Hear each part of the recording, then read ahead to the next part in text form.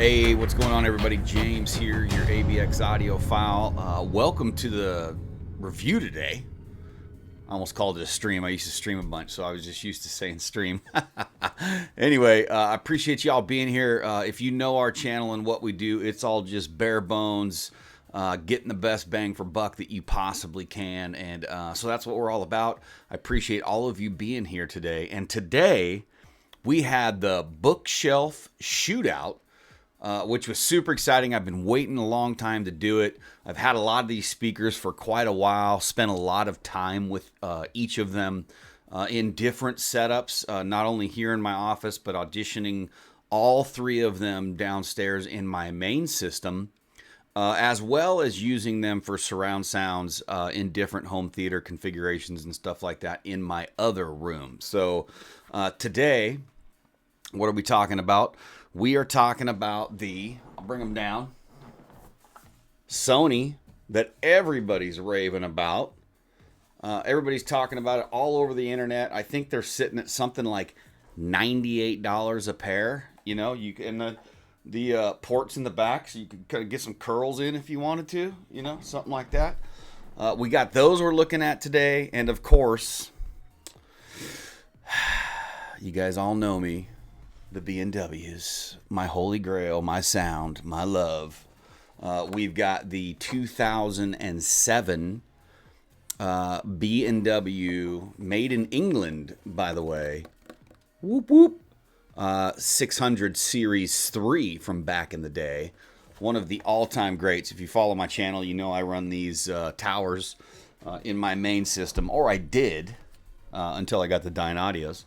And then you also, if you watch my channel, you know that I am an absolute Emotiva shrill. Although I am kind of moving away from Emotiva a little bit. I've been through a lot of their products, spent a lot of time with them. I kind of know what they are. I'd like to move into some different stuff, so that's what I've been doing lately. But we had to bring in the battle-tested and ABX audiophile approved Emotiva Airmotive B1s. These things are phenomenal. Ribbon tweeter, or at least they call it. It's actually an AMT. Super cool. So we kind of had a shootout today of those three speakers, and we're going to talk about them. So, you know, here we go.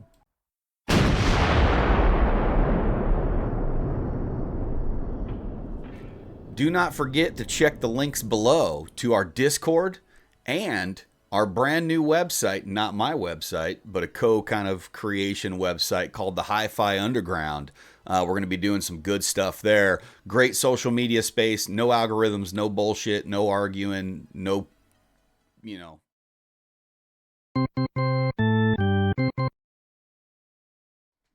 All right, so first off, we're going to start this with the B&W 600 Series 3. And the only reason that I decided to do that is because I really wanted to just kind of get a baseline on a speaker that I am kind of comfortable with, that B&W kind of clarity, musicality, slightly laid back, but again, just kind of a very, you know, I don't know, it's just kind of a good middle of the road for me to kind of start. So we started with the B&Ws.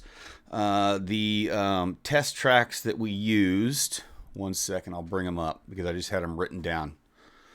We used 3 test tracks for each of them, all with Qobuz high res. We played them through the system behind me. You can see a couple of them set up. It's a Yamaha natural sound receiver. Nothing super fancy, but again, good, just clean power. We didn't want anything kind of coloring the stuff. We used the monoprice speaker cables and the cable direct interconnects from Germany, kind of running through. That's just kind of just what I got set up back there, but that's what we're using, just so you know, for reference. I was doing AirPlay to the Yamaha through my iPhone 12 Max, streaming Qobuz, which the AirPlay only does 1644, so we weren't getting the full high res, but you know, for bookshelves and what we're doing, it's plenty to get kind of a vibe for the differences in the speaker. So starting out with the B&W, and anytime we do these shootouts, I always got to take a ton of notes. So if you see me looking down, it's just because I can't memorize all this shit. So as you all know, B&W is kind of one of my favorite sounds, and so we started out with it. In the highs, we used Kool and the Gang Summer Madness. So if you haven't checked out Summer Madness by Kool and the Gang, it kind of comes in with this little kind of like hum ambiance, and it kind of builds up. And then you get this snappy bass track, man. I mean, it will just wreck some speakers, you know, because it's just so quick, comes in hot. It doesn't sound super good. So if it's not really kind of an accurate speaker and can't really handle that like quick snap like that, you can really hear it, you know, in the decay and how it kind of hits and impacts. So I like that portion of that song. And then when you get to like maybe the 40-second mark or something, it starts running through this sequence of, you know, high keyboard. I believe it's a keyboard or a synth or something.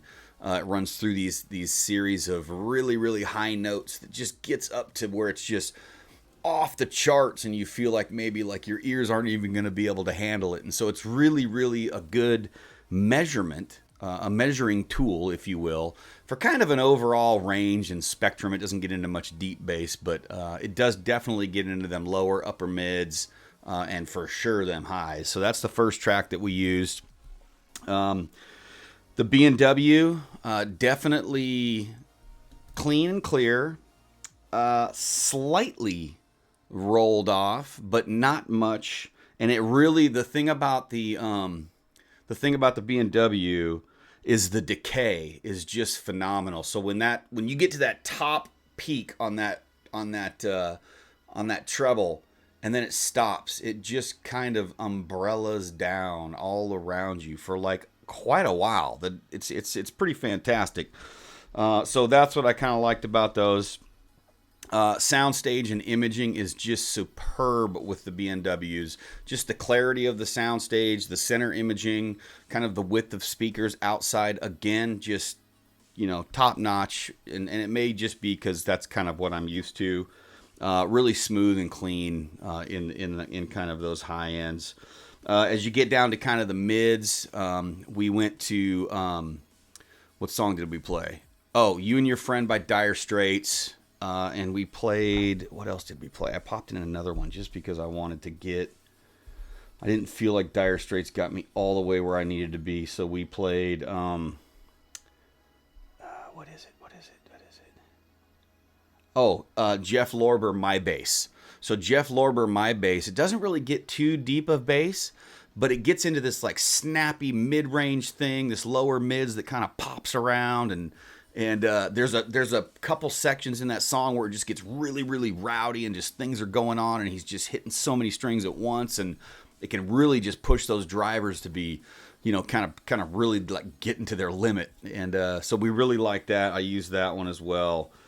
And so for that part, really, really B&W kind of held their place, didn't fall apart, pretty accurate and snappy, although a little bit slower, I would say. I just kind of felt it was like a little bit relaxed, a smidge.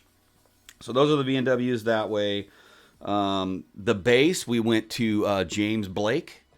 If you haven't listened to James Blake, Limit to Your Love, that is an absolute bass beast, and it will just smash stuff. Now, remember, we're just talking about bookshelf speakers, so we're not, you know, going to get much here in the way of, you know, accurate, clean bass and this big displacement that you want to feel and stuff like that. But what we can do is we can look at how these speakers really react when they're pushed to their limit, and do we hear any chuffing and stuff like that coming from the ports. And the B&Ws handled it very well. Imaging was really good. You know, the bass was kind of well dispersed, although you couldn't feel a bunch of it. I didn't feel the speakers falling apart, and everything was really good. So the B&Ws coming in, these are a 2007. That's kind of the overall feel. The look of them is super cool. If you've never had a pair of these, they got this really cool like rubber face. They got the nice ring around the driver. Of course, the famous yellow carbon fiber driver from B&W. And they've got these hard dome tweeters. I cannot remember the material because I'm brain farting right now. But a really, really good tweeter in this guy. Good cabinet. Nice port in the back that's just really flared out well. They've got that texture to it. The binding posts are, I mean, you could hit them with a freaking hammer, man. Just amazing speaker. Came in, though, the second to the lightest at 8.15 pounds, 8 pounds 15 ounces, not 8.15, 8 pounds 15 ounces for the B&Ws. So that's them guys. Next, we will move into the Emotiva B1s. Again, I'm going through this cycle this way because these are two speakers that I'm very, very familiar with. So we just ran through the B&Ws. The B1s, we ran through the same exact tracks in the same sequence and everything, all at the same volume. So it was all kind of, you know, everything was on the up and up. Again, the differences here as we move into a what Emotiva calls a ribbon tweeter, but we know that it's an AMT, which, you know, similar, I guess, if you really get into the technicalities of it, there are some similarities there, probably more than there are differences, but a little different beast. And so when we get into the highs, this thing with its clarity, brightness, and accuracy, to me was superb over the B&Ws. And the decay was really good. It handled everything. I mean, this is probably one of the most capable tweeter structures that there are, in my opinion. And that's why you see manufacturers like Legacy going to all AMT tweeters. They don't even do domes or anything anymore. They're all full AMT tweeters in all of their lineups. So it's a really good deal. Smooth. The other thing that you notice about the AMTs, especially in Kool and the Gang, Summer Madness, is the transition. So as it goes, na, na, na, it starts to move up in that octave, in that range. The transition is much more smooth than, say, the B&W or even the Sony when it kind of moves up that step. It's just more capable there. And again, a nice long decay. I didn't find anything falling apart, and we cranked them pretty loud. I mean, I was probably running, 85, 90 dB, maybe even a little bit more. I really wanted to push that tweeter to the edge. So again, super good. Probably on par with the B&W as far as like decay and capability, but a little more accurate, a little more like a studio monitor, something like that. As we move down the line, jumping into You and Your Friend by Dire Straits, as well as My Bass, the mids, I think that probably there's not much difference between this one and the B&W. They both use, this one says, Emotiva will tell you a woven fiber driver. B&W will tell you carbon fiber, and I don't know how they were able to say that prior back in the day, but they've got it. But it's basically, to me, the drivers are really, really similar. So I was having a hard time as I was auditioning these speakers, finding a difference. And if you look at them, I mean, the surround is a little bit bigger on the B&W. This is a little bit smaller. But they were both kind of holding the same space. So everything that I said for the B&W, I would probably say for the Emotiva. The B1, the Emotiva, this guy, came in at 8 pounds 9 ounces, so just a little bit lighter than the B&W, which is right here. It's just off my camera. You can't see it. I'm resting my arm on it because I get tired. A little bit lighter than the Emotiva B1. So I think probably overall at this point between these two speakers, I think you're equal on mid-range bass. Again, with the bass on the Emotiva B1, it was the same thing. The only thing I noticed when we played James Blake, Limit to Your Love, the only thing that I noticed with the Emotiva is the bass was a little bit louder. And I don't know if that was due to the port, because they were, if you look in the back of me, they were in the exact same position, same distance from the wall, same volume, same track, everything was the same. But I felt like the Emotiva Air motives were just putting out a little bit more volume, and not a lot, just a smidge. But other than that, it was pretty much identical, or at least to my ear. So the tweeter's kind of the highlight on the Air motive. Okay, moving into the Sony. This is the one that everybody's freaking out about. And why are we freaking out about this speaker? Well, we're freaking out about this speaker because it is built very well. It looks really good. These waveguides and stuff on here, you know, you've got this little teeny tweeter, and I don't even know if they classify this as a mid driver. It just looks like another tweeter to me.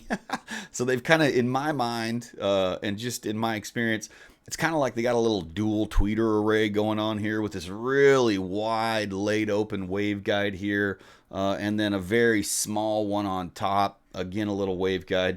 And then a nice little driver, probably more in line with the Emotiva in size. It's a little bit smaller than, say, the B&W. I think the B&W driver might be like a ½ inch wider.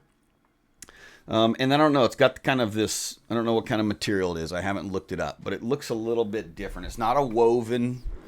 You can see it here. It's got a little bit of color to it. Kind of reminds me of some old like glitter in an old car. You know, but cool speaker. And there you can see those that tweeter with the waveguides and stuff. That one's really, really wide. So anyway, that's kind of how that one looks right there. Again, this one was probably, which surprised me because it was probably the brightest of them all. Like this is a really, to me, this is a really like that brightness comes through. Not like in a bad way, but boy, that clarity and high end is just, and it's got to be a you know, an effect of this, you know, system that they have up here, kind of pushing that into the music. But when we played Summer Madness by Kool and the Gang, again, I noticed that it was able to hold all of those treble, all of that treble, all the way up to that very, very peak where you just like feel like if it goes any further, man, I'm gonna have to shut this thing off.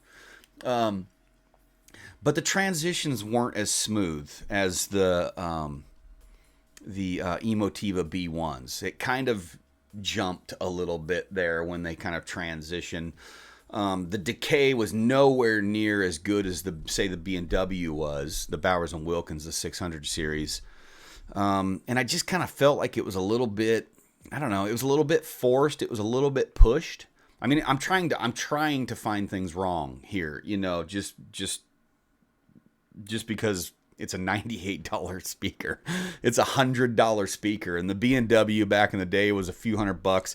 I mean, this B&W right here, this 604, I mean, this was probably well over 150, maybe even $200 back in the day, just for this set. And if you figure, you know, back in the early 2000s, for inflation, I mean, this would probably be a $500 set of a bookshelf right now, you know, comparable to some of the others. And the Emotiva B1's no slouch. It's coming in at, you know, a couple $100, you know, $250 or whatever they were when I got them. And so to really put this $100 speaker up against kind of these, you know, a step up above is I was having trouble finding things that it didn't do as well. But that was one thing that I noticed, was the treble just a little bit there.